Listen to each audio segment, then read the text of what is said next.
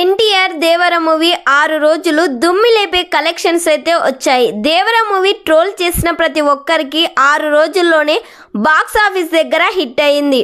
7వ రోజు రికార్డు వసూలతో బీభత్సం సృష్టిస్తుంది. నైజాంలో 44 కోట్లకు అమ్మితే 48 కోట్ల 22 లక్షల షేర్ అయితే వచ్చింది. సీడెడ్లో 22 కోట్లకు అమ్మితే ఎన్టీఆర్కున్న క్రేజీతో 23 కోట్లు అయితే వచ్చాయి. 2 తెలుగు రాష్ట్రాలలో 112.55 కోట్లకు ప్రీ రిలీజ్ బిజినెస్ అయితే జరిగింది. 6 రోజుల్లో 120 షేర్ అయితే వచ్చింది. 8 కోట్ల వరకు లాభాలైతే వచ్చాయి. కర్ణాటకలో 16 కోట్లకు అమ్మితే టార్గెట్ 14 కోట్ల వసూలైతే వచ్చాయి.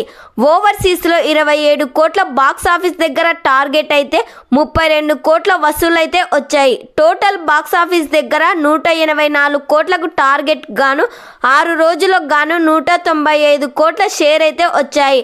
6 రోజుల్లో 13 కోట్లకు లాభం అయితే వచ్చింది.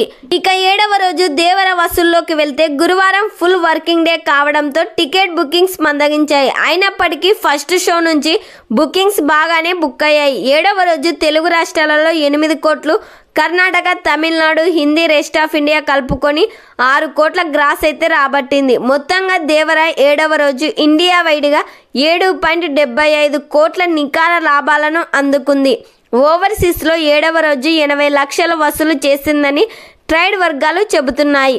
మొత్తంగా దేవర 7వ రోజు ప్రపంచవ్యాప్తంగా 15 కోట్ల గ్రాస్ అయితే రాబట్టింది. ఇంకా ఈ సినిమా ఎలాంటి కలెక్షన్స్తో దూసుకుపోతుందో, ఇంకా ఎంత కలెక్ట్ చేస్తుందో కామెంట్ చేయండి.